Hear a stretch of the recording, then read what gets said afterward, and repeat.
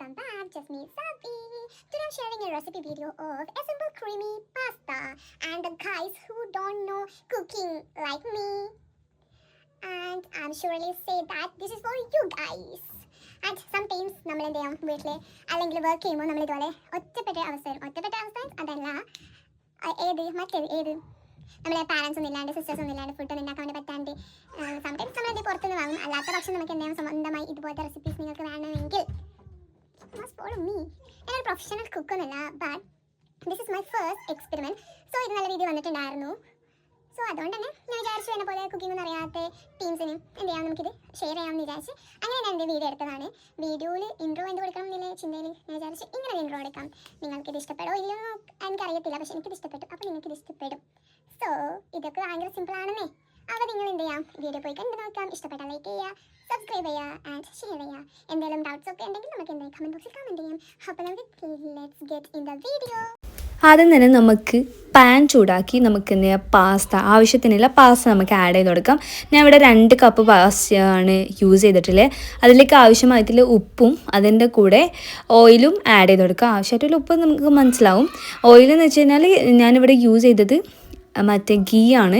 എനിക്ക് പൊതുവേ ബട്ടർ ഗീ ആ ഒരു കൈൻഡ് ഓഫ് ഐറ്റത്തിനോടാണ് താല്പര്യം കൂടുതൽ. അതുകൊണ്ട് തന്നെ കുറച്ച് ഗീയാണ് ഞാൻ യൂസ് ചെയ്തിട്ടുള്ളത്.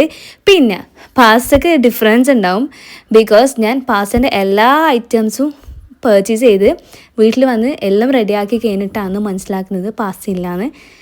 എൻ്റെ മനസ്സിൽ പാസ്ത ഉണ്ടെന്നൊരു തോന്നലായിരുന്നു. അതുകൊണ്ടാണ് ആ ഒരു 2 kind of pasta. It's okay, problem ഇല്ല, എല്ലാം കൂടി വയറ്റിലേക്ക് വന്നതല്ലേ. അങ്ങനെ പാസ്ത ഒക്കെ കുക്ക് ചെയ്ത് വന്നതിന് ശേഷം ആ പാസ്ത നമ്മൾ മാറ്റി വെച്ച് നെക്സ്റ്റ് ഒരു പാനിലേക്ക് ബട്ടർ ആഡ് ചെയ്തു. അതിലേക്ക് കുറച്ച് ഗാർലിക്കും അതിലേക്ക് ചെറുതായി അരിഞ്ഞതിന് പച്ചമുളകും കൂടി ഇട്ടിട്ട് നന്നായി ഒന്ന് സോട്ട് ചെയ്തെടുക്കുക. അത് നല്ല രീതിയിൽ സോക്കായതിനു ശേഷം നെക്സ്റ്റ് നമ്മൾക്ക് സോട്ടായതിനു ശേഷം ക്യാരറ്റ് ആഡ് ചെയ്യാം. ഇതിൽ നിങ്ങൾക്ക് ആവശ്യമുള്ള എല്ലാ പച്ചക്കറീസും ആഡ് ചെയ്യാൻ വേണ്ടി പറ്റും. എല്ലാ പച്ചക്കറീസും അല്ല, എന്നാലും നമുക്ക് അത്യാവശ്യമുള്ള ക്യാരറ്റ്, കാബേജ് അങ്ങനത്തെ ഐറ്റംസ് നമുക്ക് ആഡ് ചെയ്യാം. ഞാൻ ഇവിടെ ക്യാരറ്റ് എടുത്തിട്ടുണ്ട്, ക്യാപ്സിക്കം ആഡ് ചെയ്യുന്നുണ്ട്, ഉള്ളി ആഡ് ചെയ്യുന്നുണ്ട്. ഏറ്റവും കൂടുതൽ എനിക്ക് കുറച്ചും കൂടി ഇഷ്ടം കൂടുതൽ ക്യാരറ്റിനോടാണ്. അതുകൊണ്ട് ഒരു 1-2 ക്യാരറ്റാണ് ഞാൻ ഇവിടെ യൂസ് ചെയ്തിട്ടില്ലേ. പിന്നെ പാത്രത്തിൻ്റെ വലുപ്പം അനുസരിച്ച് നമുക്ക് ബട്ടർ ആഡ് ചെയ്ത് കൊടുക്കാം. അങ്ങനെയല്ല, ഞാൻ പറഞ്ഞില്ലേ, I'm not a professional cook, I am the beginner. So അതിൻ്റെതായ ഒരു കണക്കും ഇല്ലായ്മയെല്ലാം ഉണ്ട്. പിന്നെ പൊതുവേ ഞാൻ എന്തെങ്കിലും കുക്ക് ചെയ്യുമ്പം എല്ലാം എൻ്റെ കണക്കാണ്. അത് ഞാൻ പറഞ്ഞു തരാം. ഞാനിപ്പം ഈ പാത്രത്തിന് വീതി കൂടുതലായതുകൊണ്ട് തന്നെ എല്ലാ സൈഡിലും ബട്ടർ എത്താത്തതുകൊണ്ട് ഞാൻ ഒരു കഷ്ണം ബട്ടറും കൂടി ആഡ് ചെയ്തിട്ടുണ്ട്. പിന്നെ അതിലേക്ക് നമ്മൾ എന്ത് ചെയ്ത് ക്യാരറ്റ് നല്ല രീതിയിൽ ഒന്ന് ഇതായ ശേഷം നമ്മൾ എന്ത് ചെയ്യുക, അതിലേക്ക് ക്യാപ്സിക്കം ഇട്ടിട്ടുണ്ട്. നമ്മൾ ഫസ്റ്റ് ക്യാരറ്റ് ഇടാൻ വേണ്ടി നോക്കുക, ബിക്കോസ് ക്യാരറ്റിനാണ് നമുക്ക് എന്ത് ചെയ്യും ഒന്ന് ഇതായി വരാൻ വേണ്ടിയിട്ട്, ഉടനെ വരാൻ വേണ്ടി ക്യാരറ്റാണ് കുറച്ച് ടൈം എടുക്കൽ. അതിന് ശേഷം ഉള്ളി ഇട്ടിട്ട് പിന്നെ ക്യാപ്സിക്കം ഇടലാണ് ബെറ്റർ, കാരണം ക്യാപ്സിക്കം നമുക്ക് ഉടനെ കിട്ടും. സോ അതിലേക്ക് നമ്മൾ ആവശ്യത്തിന് ഉപ്പ് ഇട്ടതിന് ശേഷം നെക്സ്റ്റ് നമ്മൾ എന്ത് ചെയ്യുക, സ്വീറ്റ് കോൺ ഞാൻ ആഡ് ചെയ്തിട്ടുണ്ട്. സ്വീറ്റ് കോൺ ഞാൻ ഫ്രോസൺ വാങ്ങിയതാണ്, അത് നിങ്ങൾക്ക് ഓപ്ഷനലാണ്. സ്വീറ്റ് കോൺ എനിക്ക് ഇഷ്ടമുള്ളതുകൊണ്ട് ഞാൻ ഇട്ടതാണ്. അതും കുറച്ചൊന്ന് നല്ല രീതിയിൽ വഴറ്റിയെടുത്തതിന് ശേഷം നമുക്ക് എന്ത് ചെയ്യാം, കുറച്ച് പെപ്പർ പൗഡറും കൂടി ഇട്ട് നമുക്കത് മാറ്റി വെക്കാം. അതിലേക്ക് വേറെ ഒരു മസാലപ്പൊടിയും ഞാൻ ആഡ് ചെയ്തിട്ടില്ല, ആഡ് ചെയ്യേണ്ട ആവശ്യമില്ല. പിന്നെ ബോൺലെസ് ചിക്കൻ എടുക്കുക. അതിലേക്ക് ആവശ്യമായിട്ടുള്ള ഉപ്പും പെപ്പർ പൗഡറും മാത്രം ഞാൻ ഇടുന്നുള്ളൂ. അത് ഇട്ടതിന് ശേഷം 2 മിനിറ്റ് ഒന്ന് ഞാൻ എന്ത് ചെയ്യുക, മാഗ്നേറ്റ് ചെയ്തിട്ടില്ലെങ്കിലും പ്രശ്നമൊന്നുമില്ല, 2 മിനിറ്റ് മതി. അത് കഴിഞ്ഞിട്ട് ഞാൻ എന്ത് ചെയ്യുക, ബട്ടറും കുറച്ച് ഓയിലും കൂടി ആഡ് ചെയ്തിട്ട് എന്ത് ചെയ്യുക, അതിലേക്ക് നമ്മൾ ഈ നേരത്തെ മാറ്റി വെച്ച മാഗ്നേറ്റ് ചെയ്ത് വെച്ച ചിക്കന് നമുക്ക് എന്ത് ചെയ്യുക, ആഡ് ചെയ്ത് കൊടുക്കുക. ചിക്കൻ വേഗം ഒന്ന് ഫ്രൈ ആക്കി എടുക്കുക. ഒരു 5 മിനിറ്റ് മാത്രമേ വേണ്ടി വരും. ഇനി ചിക്കൻ നിങ്ങൾക്ക് ഇല്ലെങ്കിൽ, ചിക്കൻ ആഡ് ചെയ്തിട്ടില്ലെങ്കിൽ പ്രശ്നമില്ല. നിങ്ങൾക്ക് നേരത്തെ നമ്മൾ മാറ്റി വെച്ച വഴറ്റി വെച്ച് പച്ചക്കറി മാത്രം യൂസ് ചെയ്ത് നമുക്ക് പാസ്ത വളരെ അടിപൊളിയായിട്ട് ഉണ്ടാക്കാം. ഇതേ സെയിം പ്രൊസീജിയർ ആണെങ്കിൽ അങ്ങനെ ഒരു മീഡിയം ടു ലോ ഫ്ലെയിമിലായിരിക്കണം ചിക്കൻ വേവ് ചെയ്യേണ്ടത്. ചിക്കൻ ഇടുന്ന സമയത്ത് അത്യാവശ്യം പാനിന് ചൂടുണ്ടായിരിക്കണം. അത് കഴിഞ്ഞിട്ട് നമുക്ക് അതുപോലെ അഡ്ജസ്റ്റ് ചെയ്ത് കൊടുക്കാം.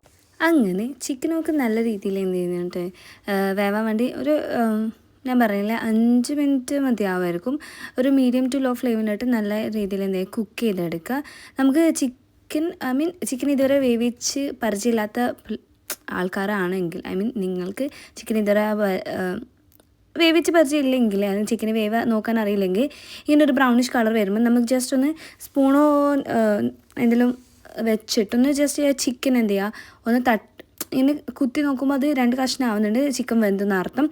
അങ്ങനെ ചിക്കനൊക്കെ റെഡി ആയിട്ടുണ്ട്. അത് മാറ്റി വെച്ച് അതേ സെയിം പാൻ എടുത്ത് ഞാൻ കുറച്ച് ബട്ടർ ആഡ് ചെയ്തിട്ട് ബട്ടർ മെൽറ്റായി വരുമ്പം ഒരു ടീസ്പൂൺ എന്ത് ചെയ്തിട്ടുണ്ട്, മൈദ ആഡ് ചെയ്തിട്ടുണ്ട്.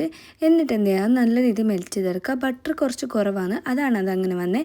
ആൻഡ് നിങ്ങൾക്ക് നല്ല രീതിയിൽ ക്രീമി ആയിട്ട് വേണമെങ്കിൽ കുറച്ചും കൂടി എന്ത് ചെയ്യുക, ബട്ടർ ആഡ് ചെയ്യുക. എന്നാൽ കുറച്ചും കൂടി, അതായത് 1/4 ടീസ്പൂൺ ഇട്ടിട്ടുണ്ടാവും, മൈദ ഇട്ടിട്ടുണ്ടാവും.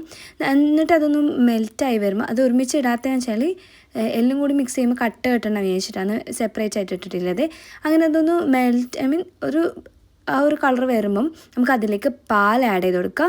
പാൽ ആഡ് ചെയ്ത് കൊടുത്തതിന് ശേഷം നല്ല രീതിയിൽ അത് മിക്സ് ചെയ്യുക. മിക്സ് ചെയ്യുമ്പം ഞാനിപ്പം നിലവിൽ 1 കപ്പ് പാലാണ് ആഡ് ചെയ്തിട്ടുള്ളത്. നമുക്ക് പാൽ എന്ത് ചെയ്യാം, നമ്മൾ എത്രത്തോളം പാസ്റ്റിൻ്റെ ക്വാണ്ടിറ്റി ഉണ്ട് അത് ബേസ് ചെയ്തിട്ട് നമുക്ക് പാൽ ആഡ് ചെയ്തുകൊണ്ട് കൊടുക്കാം.